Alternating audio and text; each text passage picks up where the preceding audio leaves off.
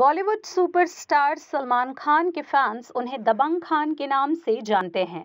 सलमान खान को बॉलीवुड के सबसे अग्रेसिव सुपरस्टार के तौर पर भी जाना जाता है। सलमान खान भारत के बड़े सुपरस्टार हैं जिन्हें हर कोई जानता है, लेकिन इनका स्टारडम देश के सुरक्षा बलों की ड्यूटी के सामने कुछ नहीं। ये देखने को मिला मुंबई एयरपोर्ट पर, जहां दबंग खान अपनी आलीशान गाड़ी से उतरकर गेट की तरफ बढ़ रहे होते हैं। वह एयरपोर्ट में एंट्री लेने ही जा रहे होते हैं कि एक सीआईएसएफ का जवान सलमान को रोक लेता है।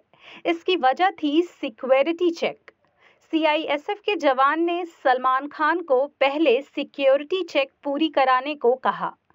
सलमान खान तुरंत समझ जाते हैं कि ये सिक्योरिटी चेक है और वह अपना मास्क हटाकर तुरंत सिक्योरिटी चेक के पैरामीटर्स को फॉलो करते हैं।